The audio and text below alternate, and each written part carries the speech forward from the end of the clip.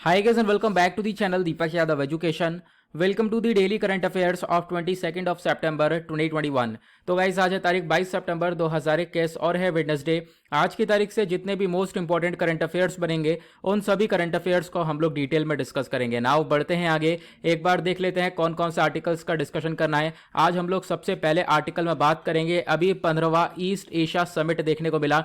East Asia summit क्या होता है, इस समिट के अंदर क्या क्या डिस्कशन हुआ है, इंडिया का क्या इंपॉर्टेंस है, इन सब चीजों को हम डिस्कस करने वाले हैं। बाय द वे ये जो वीडियो है डेली करंट अफेयर का, ये मॉर्निंग में हर रोज 5 बजे अपलोड हो जाता है। यहां पर हम लोग बहुत सारे आर्टिकल डिस्कस करते हैं जो कि यूपीएससी और स्टेट पीएससी के पॉइंट ऑफ व्यू से बहुत ज्यादा इंपॉर्टेंट होते हैं। और यहां पर जितने भी आर्टिकल हम डिस्कस करते हैं वो प्रीलिम्स और मेंस के पर्सपेक्टिव से बहुत ज्यादा इंपॉर्टेंट होते हैं। आज का सेकंड आर्टिकल भी बहुत ज्यादा इंपॉर्टेंट होने वाला है। अभी यहां पर एक एग्रीमेंट देखने को मिला एग्रीकल्चर डब्ल्यूटीओ के रिगार्डिंग, वर्ल्ड ट्रेड ऑर्गेनाइजेशन क्या होता है, प्लस ये एग्रीमेंट क्या हुआ है, यहां पर भारत ने क्या मुद्दा उठाया है। अभी डब्ल्यूटीओ का एक मीटिंग भी होने वाली है आने वाले टाइम पर, क्या इसका इंपॉर्टेंस है, बहुत सारे इश्यूज यहां पर हम लोग कवर करेंगे। अलग अलग प्रकार की सब्सिडीज होती हैं, वो कौन सी होती है वो भी हम लोग यहां पर समझने वाले हैं। देन उसके बाद एक आर्टिकल हम डिस्कस करेंगे, 12वां एससीओ का समिट देखने को मिला। और आपको मालूम होगा एससीओ जो यानी कि जो शांघाई कोऑपरेशन ऑर्गेनाइजेशन है, इसके अंदर एक मेंबर नया ऐड हो चुका है, एक मेंबर बढ़ चुका है। प्लस इस समिट के अंदर क्या क्या डिस्कशन हुआ, ये सारी चीज हम लोग यहां पर डिस्कस करेंगे। फिर उसके बाद एक स्कीम के बारे में चर्चा हो रही है जिसका नाम है स्पिन स्कीम। अब यहां पर स्पिन स्कीम क्या है, केवीआईसी क्या है, यहां पे आपको जानने को मिलेगा। इस स्कीम से क्या फायदा होगा, इकोनॉमी के पर्सपेक्टिव से इंपॉर्टेंट आर्टिकल है। और फिर उसके बाद जो आज का 5वां आर्टिकल होने वाला है, ये और भी बहुत ज्यादा इंपॉर्टेंट होने वाला है। दुनिया का पहला ऐसा एक बायोस्फीयर रिजर्व बन चुका है जो कि 5 कंट्री के अंदर फैला हुआ है। वो बायोस्फीयर रिजर्व कौन सा है, क्या इसके फीचर्स हैं, बायोस्फीयर रिजर्व क्या होते हैं, नेशनल पार्क्स क्या होते हैं, वाइल्ड लाइफ सेंचुरीज क्या होते हैं, डिफरेंस आपको पता चलेगा। प्लस बायोस्फीयर रिजर्व की अगर हम बात करें तो कैसे एक जगह को बायोस्फीयर रिजर्व डिक्लेयर किया जाता है इंटरनेशनल लेवल पर, नेशनल लेवल पर, ये सारी चीजें आज हम इसको डिस्कस करेंगे। उसके बाद एट द लास्ट आज का आर्टिकल ऑफ द डे बात करेगा दिल्ली मुंबई एक्सप्रेसवे के बारे में। दिल्ली से मुंबई तक का एक्सप्रेसवे तैयार किया जा रहा है और यह दुनिया का सबसे लंबा एक्सप्रेसवे होने वाला है। आगे चर्चा होगी किस किस जगह से ये गुजरा है, प्लस इस एक्सप्रेसवे के क्या क्या फीचर्स हैं, बहुत कुछ यहां पर ऐड कराया है। ये सारी चीजें हम लोग इस आर्टिकल के रिगार्डिंग जानेंगे। तो गाइज आगे बढ़ने से पहले अगर आप लोगों को इस लेक्चर का पीडीएफ चाहिए तो नीचे डिस्क्रिप्शन बॉक्स में आप सभी लोगों को टेलीग्राम का लिंक दिया गया है, वहां से जाकर आप लोग इस लेक्चर के पीडीएफ को डाउनलोड कर सकते हो। और ये मेरी इंस्टाग्राम आईडी है दीपक यादव एजुकेशन, यहां पर जाकर फॉलो कर लेना। अपनी जितनी भी क्वेरीज है मुझसे आप लोग यहां पर पूछ सकते हो। बाय द वे दोनों ही चीजों का लिंक आपको नीचे डिस्क्रिप्शन बॉक्स में मिल जाएगा। तो बढ़ते हैं आगे, लेकिन आगे बढ़ने से पहले गाइज एक चीज और, वीडियो को लाइक करना बिल्कुल मत भूलना, ठीक है। एक लाइक से काफी सपोर्ट मिलता है, प्लस मोटिवेशन भी बहुत मिलता है और वीडियो भी बहुत सारे लोगों तक रीच होता है। फटाफट एक बार रिवीजन कर लेते हैं क्योंकि ये जो करंट अफेयर का सेशन है यहाँ पर खास बात यह है कि हम लोग करंट इश्यूज तो डिस्कस करते ही हैं, साथ ही साथ हम लोग प्रीवियस डे के जो करंट अफेयर हमने डिस्कस किए हुए होते हैं उनको भी रिवाइज कर दें। तो कल हमने क्या क्या डिस्कस किया था उसको हम देखेंगे, साथ ही साथ बहुत सारे क्वेश्चन मैं आप लोगों से पूछने वाला हूं जिसके आंसर आपको नीचे कॉमेंट सेक्शन में देने हैं जैसा कि आप लोग देते रहते हो। उसके बाद यहाँ पे कल हमने सबसे पहले आर्टिकल में डिस्कशन किया था नया जो बैड बैंक स्ट्रक्चर लाया गया है भारत सरकार के द्वारा, उसके बारे में। बैड बैंक क्या होता है हमने डिस्कस किया था। मैं आप लोगों से क्वेश्चन पूछना चाहूंगा, बैड बैंक के अंदर मैंने आप लोगों को कल 2 चीजें बताई थी, ठीक है। एन से एक शुरू होती है, एक आइट से शुरू होती है, बस मैं इतना बता सकता हूं। अब आपको नीचे बताना है कमेंट सेक्शन में ये पूरी क्या क्या चीजें हैं, बैड बैंक का मेन रोल क्या होने वाला है, एनपीएस क्या होता है, नीचे कमेंट सेक्शन में जरूर बताना। उसके बाद कल हमने डिस्कस किया था टेलीकॉम सेक्टर के अंदर अभी हाल ही में रिफॉर्म्स लाए गए, बहुत सारे बदलाव लाए गए टेलीकॉम सेक्टर के अंदर। आप लोग नीचे कमेंट सेक्शन बताना कितने बदलाव, यानी मतलब कि कौन कौन से बदलाव लाए गए हैं, ये आप लोग नीचे कमेंट सेक्शन में जरूर बता सकते हो। उसके बाद हमने डिस्कस किया था जो क्राइम इन इंडिया रिपोर्ट है, ये बताती यह है कि भारत के अंदर जो क्राइम है वो काफ़ी तेजी से बढ़े हैं। साल 2018, 19, 20, 21 की अगर हम बात करें तो हर साल ये जो क्राइम है विमेन के प्रति या हर चीज़ के प्रति क्राइम बढ़ता हुआ नजर आया है। तो ऐसा यहां पे देखने को मिला। क्वेश्चन ये है भारत के अंदर कौन सा राज्य ऐसा है जहां पर सबसे ज्यादा क्राइम बताया गया इस रिपोर्ट के अंदर, और भारत के अंदर कौन सा राज्य ऐसा है जहां पर सबसे कम क्राइम देखने को मिला है। ये बातें नीचे कमेंट सेक्शन में जरूर बताना।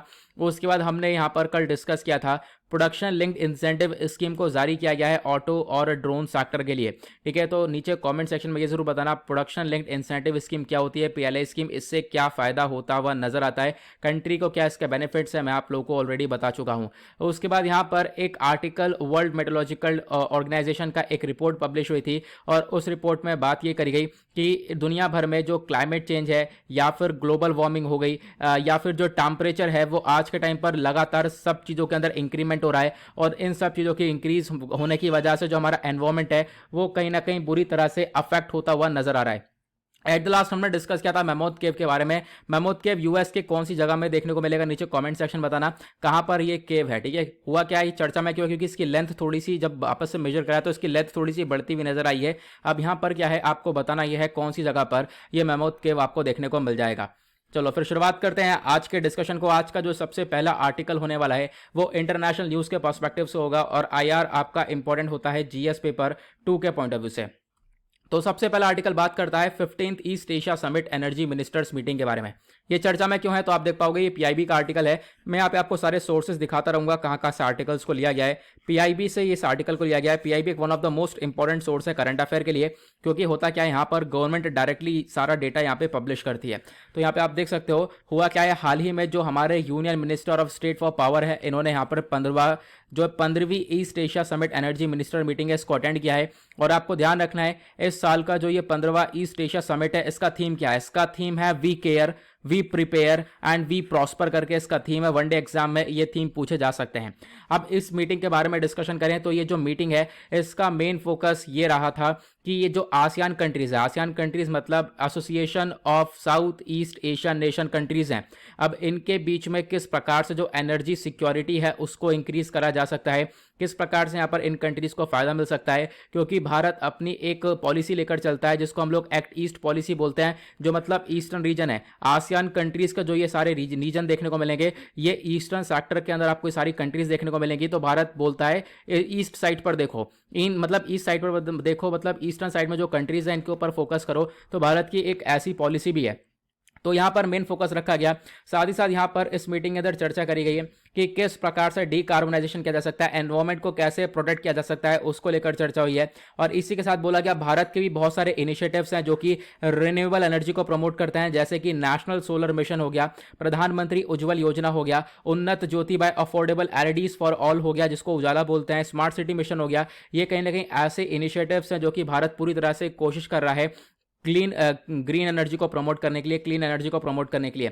बात करें हम लोग अगर ईस्ट एशिया समिट की, तो ईस्ट एशिया समिट हुई अभी हाल ही में, आपने देखा। तो ये जो समिट है कब से हो रही है, तो इस समिट को एस्टेब्लिश करा गया था साल 2015 में। यहां पर आपको 18 रीजनल लीडर्स देखने को मिलेंगे। ठीक है, अब यहाँ पर मेन फोकस ये लोग रखते हैं पॉलिटिकल, सिक्योरिटी, इकोनॉमिक चैलेंजेस के ऊपर फोकस करते हैं। ठीक है, तो यहाँ पर इन सब चीज़ों के ऊपर ये कंट्रीज फोकस करती हैं। एग्जैक्टली जो कॉन्सेप्ट है ना ईस्ट एशिया ग्रुपिंग का, ये सबसे पहली बार लाया गया था 1991 में। एक मलेशियन प्राइम मिनिस्टर थे महाथिर बिन मोहम्मद, इनके द्वारा यहाँ पर ये कॉन्सेप्ट रखा गया था।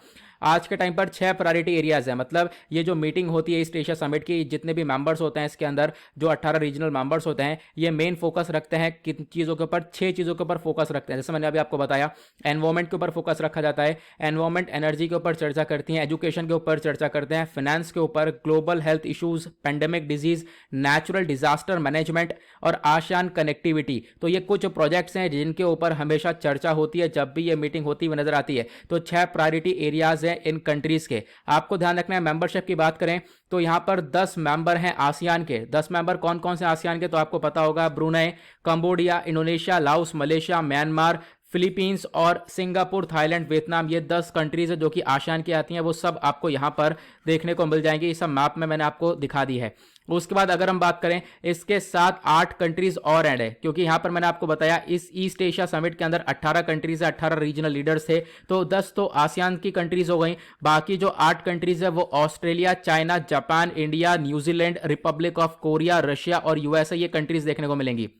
क्वेश्चन यह है, जो अभी साल 2021 की रिसेंटली मीटिंग हुई है, इसको चेयर किसने किया है? तो ब्रुनई दरुसलम ने इसको चेयर किया है। ये भी आप लोग एक छोटा सा आइडिया डेफिनेटली रख सकते हो। नाउ ये जो ईस्ट एशिया समिट की मीटिंग्स है, ये हर साल आपको देखने को मिलती है। हर साल ये लीडर का समिट होता है और यहां पर मेन फोकस किस किस चीज के ऊपर रखा जाता है, मैंने आपको 6 एरियाज अभी हाल ही में बताए हैं। इंडिया और ईस्ट एशिया समिट की अगर हम बात करें तो इंडिया जो है एक one of the founding member है ईस्ट एशिया समिट का। इंडिया का एक बहुत बड़ा रोल है इस समिट के अंदर भी। इंडिया एक बहुत महत्वपूर्ण रोल प्ले करता है अपना। उसके साथ साथ यहां पर मैंने आपको बताया, ये हमने ईस्ट एशिया समिट के बारे में डिस्कशन कर लिया, हाल ही में मीटिंग हुई, क्या क्या चर्चा हुई, ये सब कुछ डिस्कस कर लिया। इसी के साथ और भी 2 ग्रुप्स, मेन ग्रुप्स आते हैं जो कि आसियान से रिलेटेड है, ये आप लोग ध्यान रख सकते हो। एक हमारे पास ग्रुप आता है आसियान डिफेंस मिनिस्टर मीटिंग। यहां पे क्या होता है, जो भी आसियान कंट्रीज हैं इनके जो डिफेंस मिनिस्टर होते हैं उनके बीच में मीटिंग होती है हर साल। ठीक है, आसियान कंट्रीज कौन कौन सी वो आप लोगों को पता चली गया है। उसी प्रकार से एक और यहाँ पर मीटिंग, एक और यहाँ पे इनिशिएटिव, एक और ग्रुपिंग है, वो है आसियान रीजनल फोरम। इसके अंदर भी आपको 27 मेंबर देखने को मिलेंगे। 27 मेंबर में 10 तो आसियान मेंबर हैं, बाकी सारे और भी अलग अलग मेंबर्स आपको देखने को मिल जाएंगे। बस यहाँ पर आप नाम पढ़ सकते हो, बाकी डिटेल इन्फॉर्मेशन चाहिए तो टेलीग्राम पर आपको PDF मिल जाएगा, वहां से डाउनलोड कर लेना। यहाँ पे सिर्फ मैंने आपको एक तरीके से एक आइडिया रहे उस वजह से अलग से ये ग्रुपिंग्स के बारे में बता दिया है। बढ़ते हैं आगे नेक्स्ट आर्टिकल की तरफ। अगला आर्टिकल इंटरनेशनल रिलेशंस के पर्सपेक्टिव से तो इंपॉर्टेंट होगा ही। इंटरनेशनल रिलेशंस GS पेपर 2 में आता है, साथ ही साथ एग्रीकल्चर के पॉइंट ऑफ व्यू से भी इंपॉर्टेंट होने वाला है और एग्रीकल्चर आता है GS पेपर 3 के अंदर। अभी हम लोगों ने देखा एक एग्रीमेंट हुआ है एग्रीकल्चर WTO को लेकर। एग्रीकल्चर WTO पर एक एग्रीमेंट हुआ। अभी हम इस न्यूज़ को अच्छे से समझेंगे।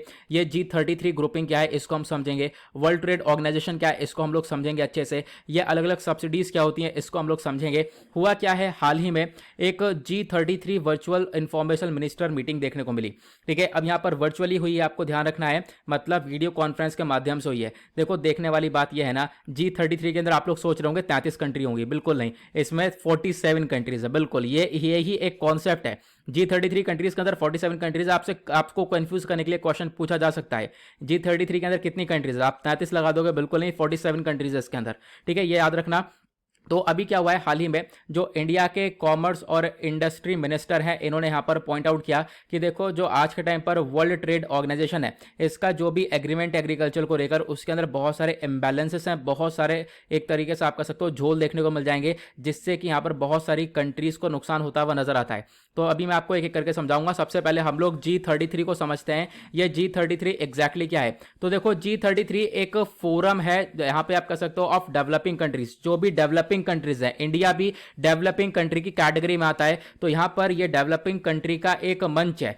ठीक है, तो इंडिया भी यहां पर G33 का पार्ट है और इसके अंदर लगभग 47 developing and least developing countries हैं, आपको ध्यान रखना है। और उसके बाद यहां पर बोला गया इस ग्रुप को बनाया गया है, मतलब कि इस ग्रुप को क्रिएट किया गया है ताकि जो है ये जो कंट्रीज आज के टाइम पर बहुत सारी प्रॉब्लम्स ऐसी हैं जो कि सभी कंट्रीज के अंदर सिमिलर प्रॉब्लम्स हैं, तो उन प्रॉब्लम्स को एक तरीके से टैकल करने के लिए इस ग्रुप को बनाया गया। तो अभी इस ग्रुप की मीटिंग हुई और इन्होंने बोला कि जो वर्ल्ड ट्रेड ऑर्गेनाइजेशन है, इसके जो भी एग्रीकल्चर एग्रीमेंट्स हैं उसके अंदर काफ़ी सारे इम्बैलेंसेस देखने को मिलेंगे, काफ़ी सारे यहाँ पर झोल देखने को मिलेंगे। वो क्या क्या है अब इसको हम लोग समझेंगे। सबसे पहले देखो आपको ये समझना है, अब मैंने आपको ये सारी चीज़ें बताई, आपने यहाँ पर ये समझ लिया। अब इसके बाद आपको ये समझना है वर्ल्ड ट्रेड ऑर्गेनाइजेशन क्या होता है, ठीक है, जिसके ऊपर यहाँ पे चर्चा हो रही है।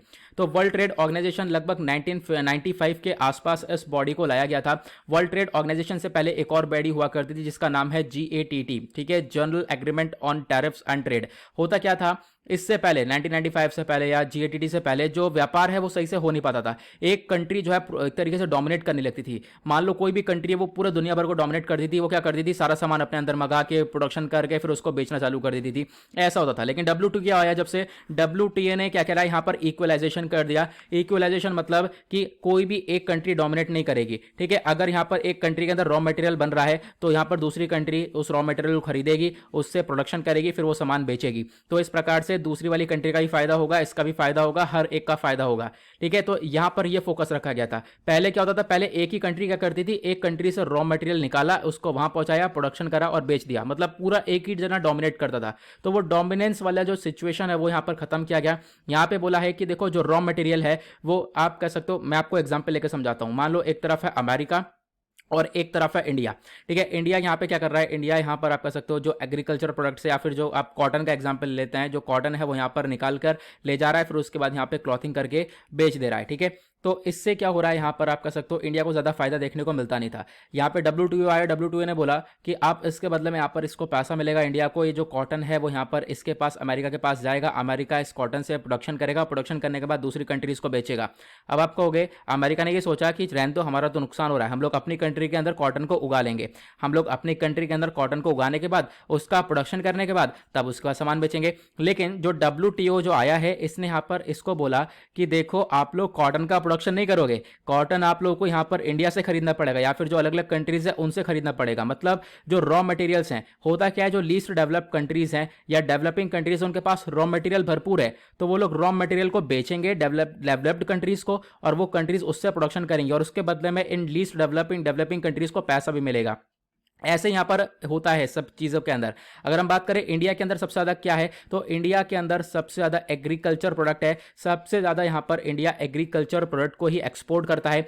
तो हुआ क्या यहाँ पर WTO ने कुछ एग्रीमेंट्स करे हैं। देखो होता यहाँ पर यह है, जैसे मैंने आपको बताया WTO का मेन फोकस क्या है, WTO का मेन फोकस यह है कि कोई भी एक कंट्री मतलब कोई भी सिंगल कंट्री डोमिनेट ना करे। लेकिन आज के टाइम पर भारत एग्रीकल्चर के अंदर डोमिनेट करता है। भारत के अंदर जो एग्रीकल्चर एक्सपोर्ट है वो बहुत सस्ता है और इसी की वजह से बहुत सारी कंट्रीज हम लोगों से एग्रीकल्चर प्रोडक्ट्स को खरीदती हैं। मतलब अगर हम लोग एग्रीकल्चर एक्सपोर्ट का इंडेक्स देखें तो भारत 1 या 2 पर देखने को मिल जाता है, तो हमेशा टॉप पर रहता है। तो वर्ल्ड ट्रेड ऑर्गेनाइजेशन ने बोला है ये चीज़ बिल्कुल नहीं सही है, ठीक है। यहाँ पर क्या है, भारत डोमिनेट कर रहा है और ये चीज़ बिल्कुल भी नहीं सही है। इसको लेकर वर्ल्ड ट्रेड ऑर्गेनाइजेशन ने एक एग्रीमेंट कर दिया।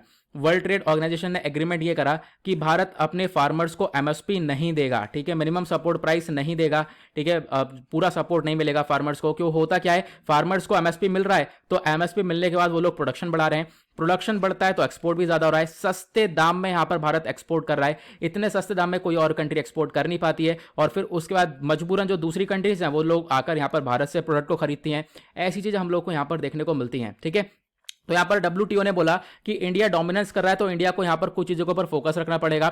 जो सब्सिडीज है इंडिया वो यहां पर लिमिटेड देगा। तो यहां पर आप कह सकते हो सब्सिडीज 3 प्रकार की दी जाती हैं, एक होती है ग्रीन बॉक्स सब्सिडी और एक होती है एम्बर बॉक्स सब्सिडी और एक होती है ब्लू बॉक्स सब्सिडी। आपको याद रखना है, ग्रीन बॉक्स सब्सिडी यहां पर कोई अफेक्ट नहीं करती है इतना ज्यादा। ग्रीन बॉक्स सब्सिडी के अंदर यही है कि जो भारत सरकार है वो अपने लोगों को एक तरीके से सपोर्ट कर सकती है, उनको एनवायरमेंट प्रोटेक्शन के लिए सपोर्ट कर सकती है इन चीजों के अंदर। इसको लेकर इतना विवाद नहीं होता।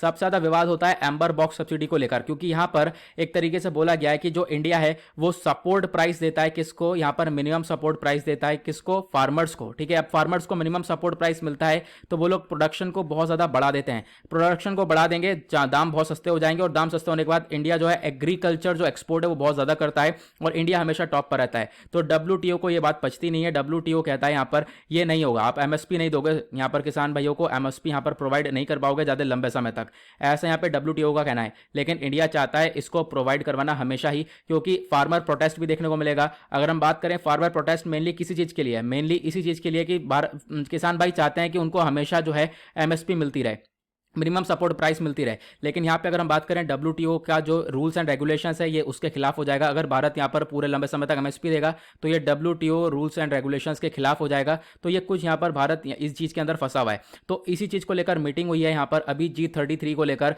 ये जो मीटिंग अभी मैंने आपको बताया था, ये जो कंट्रीज हैं इन्होंने लेकर मीटिंग करी है। मीटिंग ये करी है कि जितने भी ट्रेड बैरियर्स लगा रखे हैं उन ट्रेड बैरियर्स को हटाया जाए, यानी कि जो इन कंट्रीज के ऊपर बहुत सारे रिस्ट्रिक्शंस लगा रखे हैं उन रिस्ट्रिक्शंस को हटाया जाए। इससे कंट्रीज काफी हद तक परेशान है। अभी आने वाले टाइम पर WTO की एक और मीटिंग देखने को मिलने वाली है, उसके अंदर भी हम लोगों को बहुत सारे सॉल्यूशंस देखने को मिलेंगे। क्या क्या डिस्कशन होगा वो हम लोग को आगे चलकर ही पता चलने वाला है।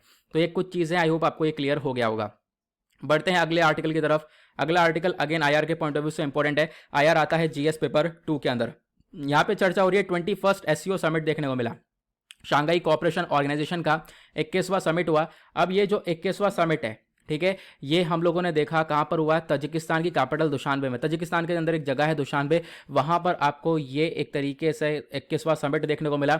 इस समिट का मेन फोकस ये था कि जो अफगानिस्तान के अंदर आज के टाइम पर क्राइसिस क्रिएट हुए हैं, अफगानिस्तान के अंदर आज के टाइम पर तालिबान का टेक ओवर हो चुका है, उस चीज को यहाँ पर टैकल करने का यहाँ पर मेन फोकस रखा गया। साथ ही साथ शांघाई कोऑपरेशन ऑर्गेनाइजेशन के अंदर पहले 8 मेंबर हुआ करते थे, लेकिन अभी जो हाल ही में ये समिट हुआ 21वां समिट, इसके अंदर ईरान को एक्सेप्ट कर लिया गया है एज अ 9th मेंबर। तो अभी यहाँ पर +1 आप कह सकते हो। तो ICO के अंदर टोटल 9 मेंबर्स हो चुके हैं, 8 वो प्लस यहाँ पर ईरान एक नया मेंबर ऐड हो चुका है। ओके, तो आर्टिकल इंडियन एक्सप्रेस का as you can see here यहाँ पर कि एक इंपॉर्टेंट आर्टिकल बन जाता है ये वाला। अगर हम बात करें भारत ने क्या क्या डिस्कशन किया इस पूरे SCO समिट के अंदर, देखो पहला डिस्कशन ये हुआ कि जो आतंकवाद है उसको कम से कम किया जाए। दूसरा डिस्कशन यानी कि जो अफगानिस्तान है उसके अंदर कैसे सिक्योरिटी स्टेबिलिटी को मेंटेन किया जा सकता है।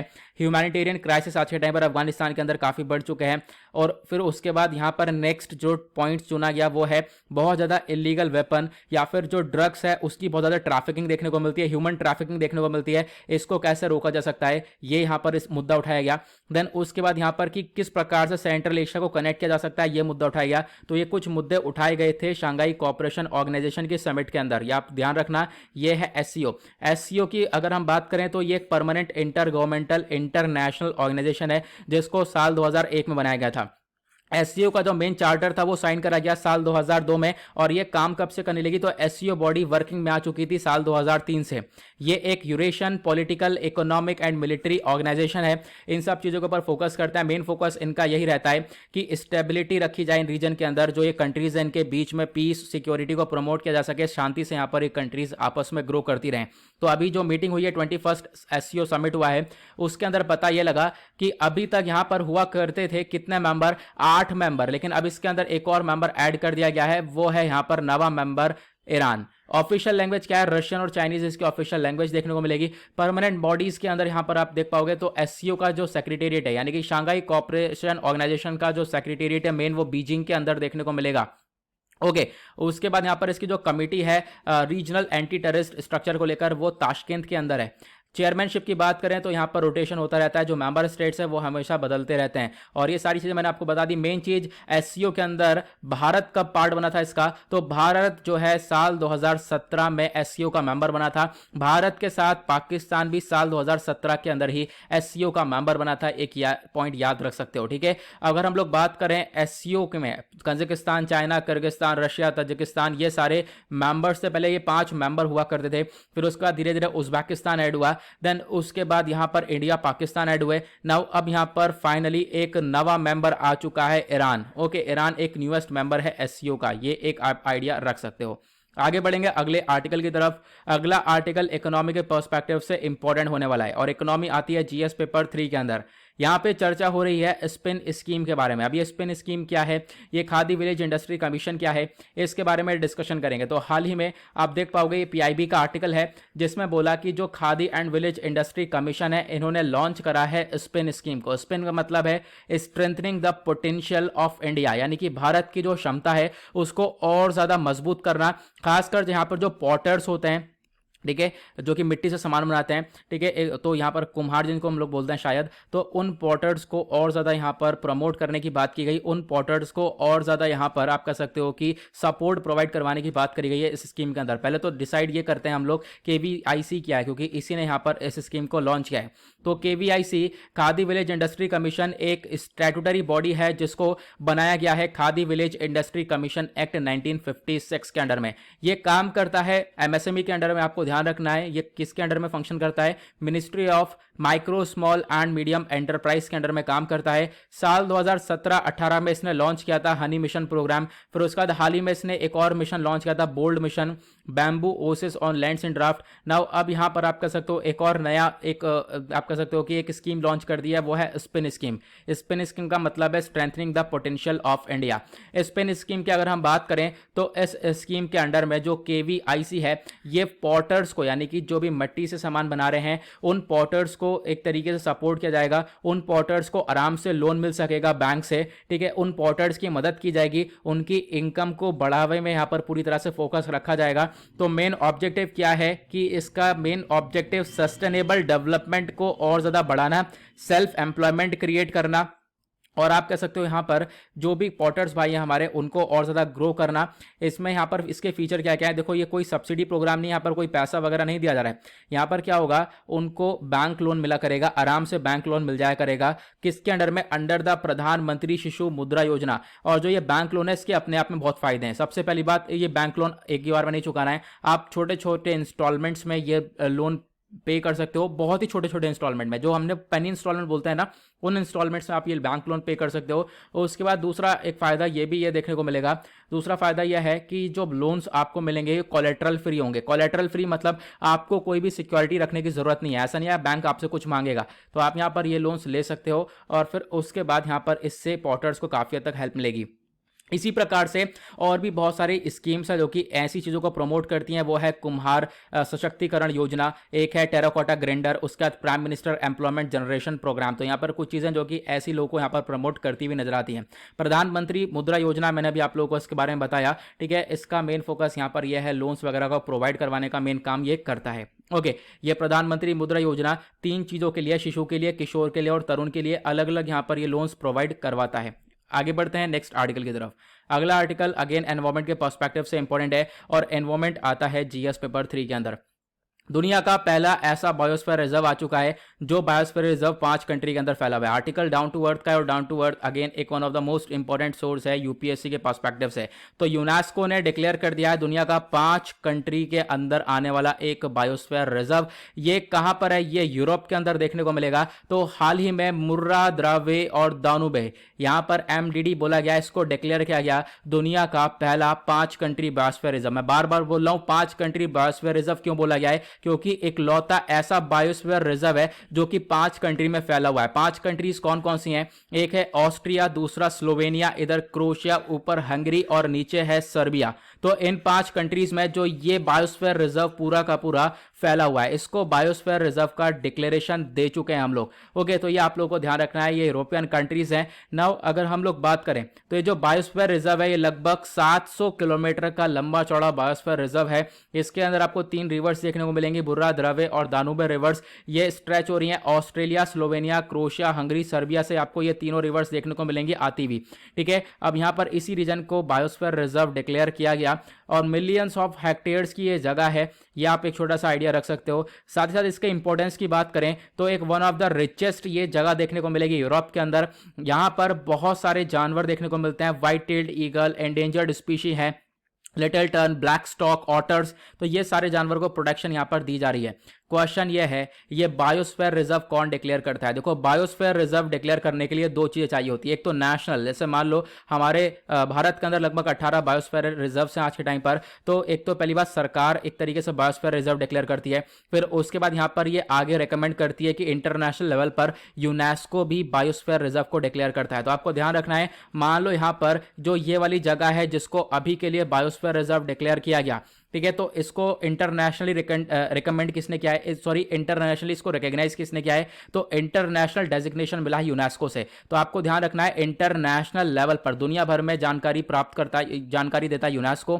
यूनेस्को एक पहचान देता है इसको। लेकिन अगर हम बात करें साथ ही साथ जो नेशनल गवर्नमेंट होती है वो भी यहाँ पर इसको डेजिग्नेशन देती है बायोस्फीयर रिजर्व का। तो बायोस्फीयर रिजर्व नॉमिनेट करा जाता है सरकार के द्वारा, नेशनल गवर्नमेंट के द्वारा। मान लो भारत के अंदर कोई एक जगह है जिसको बायोस्फीयर रिजर्व बनाना है, तो पहले तो भारत बोलेगा इसको बायोस्फीयर रिजर्व, इसको हम लोग बनाएंगे, फिर उसके बाद इसको नॉमिनेट कर देगा इंटरनेशनल लेवल पर, कहेगा कि अब यहां पर यूनेस्को की लिस्ट में डाल देगा। और फिर यूनेस्को को अगर लगेगा कि हाँ ये जगह ऐसी है जिसको बायोस्फीयर रिजर्व बनाना चाहिए, तो यूएस उसको डेजिग्नेशन, यूनेस्को उसको डेजिग्नेशन दे देगा। तो ये कुछ चीजें होती हैं बायोस्फीयर रिजर्व के लिए। आई होप आपको ये क्लियर हो चुका होगा।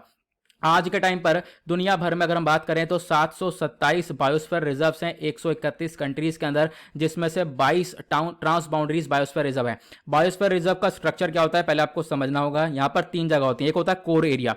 कोर एरिया में आप सीआर लिख देता हूं, करोड़ एरिया नहीं है, कोर एरिया है। कोर एरिया मतलब यहाँ पर ऐसे जानवर रहते हैं जो कि काफी खतरे में हैं, उनको प्रोटेक्शन देने के लिए कोर एरिया होता है। फिर बायोस्फीयर रिजर्व में एक दूसरा इसके किनारे किनारे एक और एरिया होता है जिसको बफर जोन बोलते हैं। बफर जोन जहाँ पे लोग जाकर रिसर्च वगैरह करते हैं। यहाँ पर कुछ भी चीज अलाउ नहीं होती है, कोई कंस्ट्रक्शन, कोई एक्टिविटी, कोई रिसर्च वगैरह भी बहुत कम ही से अलाउ होती है, बाकी कुछ भी अलाउ नहीं होता यहाँ पर। तो यहाँ पे आपको रिसर्च वगैरह करनी है तो आप बफर जोन में जा सकते हो। इसके अलावा इसके किनारे एक और एरिया होता है जिसको बोलते हैं ट्रांजिशन एरिया। ये होता है TA, transition area. Transition area के अंदर बहुत सारे शेड्यूल्ड ट्राइब्स रहते हैं, जो ट्राइबल कम्युनिटी होती है, आदिवासी लोग होता है, वो लोग रहते हैं। तो बायोस्फीयर रिजर्व का स्ट्रक्चर कुछ इस प्रकार से होता है। मैं फिर से बना देता हूं। सबसे पहले कोर एरिया, फिर उसका बफर जोन्स होते हैं, फिर उसका ट्रांजिशन एरिया होता है। ये आप लोग को ध्यान रखना है।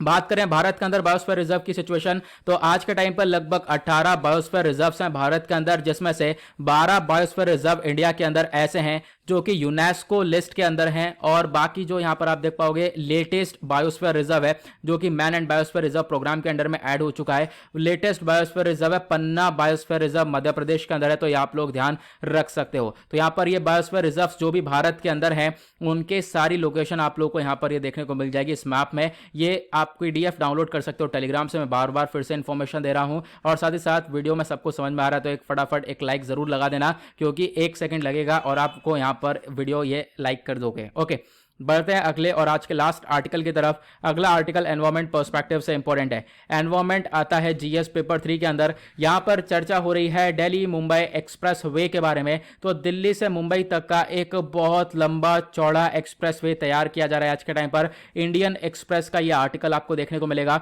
दुनिया का एक सबसे लंबा एक्सप्रेस वे दिल्ली और मुंबई के बीच में आपको देखने को मिलेगा। ये ओपन होगा मार्च 2023 के अंदर। तो तैयार हो रहा है, काफी हद तक तैयार हो चुका है। तो हाल ही में हुआ क्या है, जो हमारे union minister of for transport and highway हैं नितिन गडकरी जी, इन्होंने यहां पर इसका बताया, जो वर्क इन प्रोग्रेस यहां पर बताया कि काम चल रहा है इसके ऊपर। 2023 तक ये काम पूरा हो जाएगा, 2023 तक ये हाईवे कंप्लीट हो जाएगा। खास बात यह है, अभी तो यहां पर आप कह सकते हो जो हाईवे है ये एक तरीके से 8 लेन का हाईवे होने वाला है। ओके, ये हाईवे कहां से होगा, तो इंडिया का मैप है ये, यहां से दिल्ली से मुंबई तक का ये एक लंबा चौड़ा हाईवे होगा। इसके अंदर ये बहुत सारी जगह को क्रॉस करेगा, हरियाणा को क्रॉस करेगा, फिर उसके बाद राजस्थान को, देन उसके बाद एमपी को क्रॉस करेगा, गुजरात को क्रॉस करेगा और महाराष्ट्र को क्रॉस करेगा। इन एरियाज को क्रॉस करता हुआ यहाँ पर ये जो हाईवे है ये जाने वाला है। मैं बायोस्फीयर रिजर्व बोलने वाला था, ठीक है। तो यहाँ पर आप कह सकते हो ये एक तरीके से इसके अंदर जो कॉस्ट है वो 90 करोड़ के आसपास की बताई गई है, इसमें पैसा लग रहा है। डेडलाइन इसकी है जनवरी या फिर मार्च तक 2023 तक जो है इसको ओपन किया जाएगा पूरी तरह से। और खास बात इसकी यह है कि यहां पर बहुत सारे ये स्टेट से निकल कर जा रहा है, राजस्थान, मध्य प्रदेश, गुजरात से। राजस्थान के अंदर 380 किलोमीटर तक का पूरा होगा, मध्य प्रदेश के अंदर 370 किलोमीटर तक का एरिया होगा इसका, गुजरात के अंदर यहां पर 300 किलोमीटर का एरिया होगा, महाराष्ट्र के अंदर 120 किलोमीटर, हरियाणा के अंदर 180 किलोमीटर। अगर हम बात करें टोटल इस पूरे के पूरे एक्सप्रेसवे की, तो यहां पर 1350 किलोमीटर का ये लंबा चौड़ा एक्सप्रेसवे है, जिसमें 8 लेन्स तक एक्सपेक्ट किया जा रहा है। इसमें 8 लेन्स होंगी, 8 लेन के अलावा इसको 12 लेन तक भी बढ़ाया जा सकता है। तो ये इस प्रकार का एक्सप्रेसवे होगा। खास बात इसमें क्या है, खास बात यह है कि देखो हेलीकॉप्टर एम्बुलेंस सर्विस भी है, प्लस इसके बाद यहाँ पर इसके अंदर देखो होता क्या है ना, जब ये एक्सप्रेसवे निकलेगा तो बहुत सारी इस प्रकार के जंगल होंगे, बहुत सारी वाइल्ड लाइफ सेंचुरीज होंगी, तो यहाँ पर ये निकलेंगी, तो इनको ये काटता हुआ चले जाएगा। तो यहाँ पर क्या होगा, जब ये जो एक्सप्रेसवे है जब इन जगहों को काटेगा तो क्या होगा, यहाँ पे जो जानवर होंगे, जानवर इधर से जब इधर आएंगे तो सड़क क्रॉस करेंगे और फिर उनकी डेथ हो जाती है। ऐसी चीज़ हम लोग को देखने को मिलती है। तो उसी कारण की वजह से यहाँ पर इस एक्सप्रेसवे के ऊपर इस प्रकार से ब्रिज बनाए गए हैं जानवरों के लिए। कोई जानवर होगा तो वो इस टुकड़े से इस टुकड़े वाले जंगल के टुकड़े पर यहाँ पर इस ब्रिज से पहुंच जाएगा। ऐसे ब्रिज यहाँ पर लगभग 4 किलोमीटर चौड़े ब्रिज यहाँ पर देखने को मिलेंगे कि अगर किसी भी जानवर को परेशानी कुछ भी नहीं होने वाली है। एक टनल हुआ करेगा, ये टनल, और टनल के अंदर से गाड़ी जाया करेगी, टनल के ऊपर यह ब्रिज हुआ करेगा, जिससे जानवर को कोई परेशानी ना हो, कोई भी जानवर इधर से उधर जा सके, वो रोड पर ना आए। ठीक है, तो ये फोकस यहाँ पर इस एक्सप्रेसवे के ऊपर रखने वाले हैं। तो ये चीज़ एक आप लोग छोटा सा आइडिया रख सकते हो। ओके, तो यहाँ पर ये काफ़ी सारी इंपॉर्टेंट चीज़ें थी जो कि हमने आज के इस वीडियो में डिस्कस करी हैं। आप लोग नोट्स वगैरह भी इसके रिगार्डिंग अपना प्रिपेयर कर सकते हो। नाउ मिलते हैं आप लोगों से नेक्स्ट वीडियो में। आज के लिए bye bye, have a nice day, thank you and जय हिंद।